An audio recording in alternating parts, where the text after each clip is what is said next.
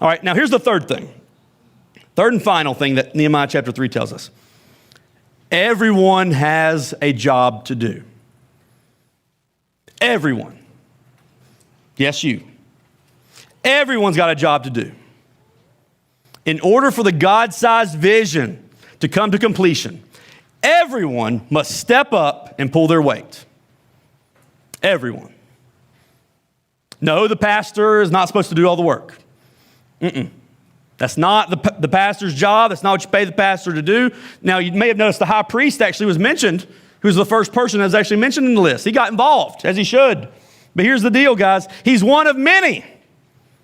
And he is no more important than any of the other names in chapter 3. He's one of many. Guys, you see, fulfilling the call of God has always been a team effort. It's always been a team effort where everyone's gifting is utilized. It's always been an effort where no one cares about getting their name in the headlines. It's always been an effort where no one cares about being in the spotlight. And it's an effort where no one is above serving, even in the lowliest areas. Hello, the dung gate? How would you like to have been that guy? But he said, I'll do it. I'll do it. If that's what needs to be done to fulfill this mission of God, I don't care how it makes me look. It's not about me. It's about God. Everyone has a job to do. Guys, that's the purpose of the local church. That's why the church exists. That's why Jesus entrusted the local church to fulfill his mission. I mean, that's what Paul says. That's what he means in 1 Corinthians 12:27 when he says, you are the body of Christ. You, us, we're the body of Christ. Each one of you is a part of it. Everybody, yes, you. Everybody's a part of it. Everybody has a job to do. Guys, so I want to remind you this, because there are so many moving parts that make this church possible. I want to remind you this.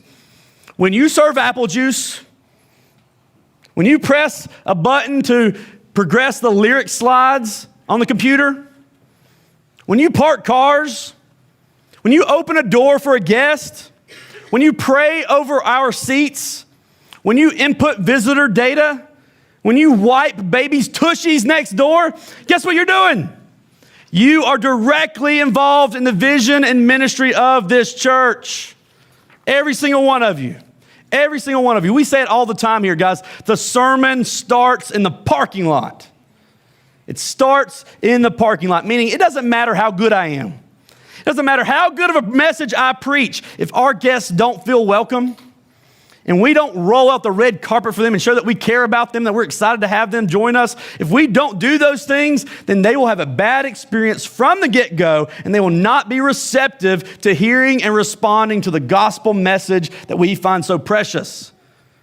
The gospel message that we exist for. If we don't do those things and clear that path, removing those non-essential barriers, it will defeat the message from the get-go.